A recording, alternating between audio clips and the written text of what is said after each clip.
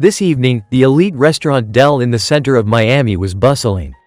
White tablecloths, soft music, waiters in gloves, and regular customers in designer suits filled the space.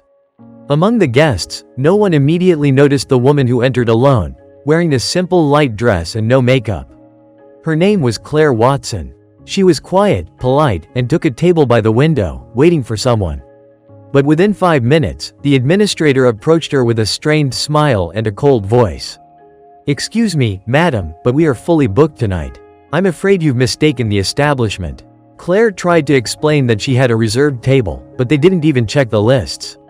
She was gently but firmly escorted to the exit under the gaze of the guests and restrained chuckles. The hostess. She left without saying anything. By morning, in front of the restaurant staff, a black convoy of Rolls-Royces, 2 Escalades, and security arrived.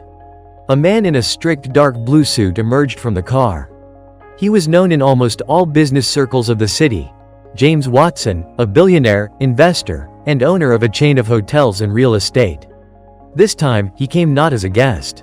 He entered the restaurant with a cold gaze. Next to him was Claire, the same simple woman who had been humiliatingly thrown out the day before.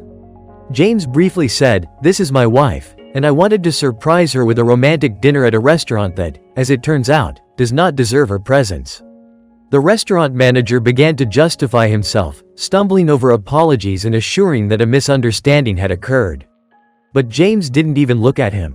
He simply said, "Today, you humiliated a woman without knowing who she is. Tomorrow, your restaurant will learn how costly such mistakes are." He turned and left with his wife. The story quickly spread on social media, especially after the staff began discussing it anonymously in the comments. The restaurant's reputation collapsed. Regular customers canceled their reservations. Partners ceased cooperation, and well-known critics openly supported Claire. 3 months later, the establishment quietly closed down without fanfare, with a sign that read "For rent."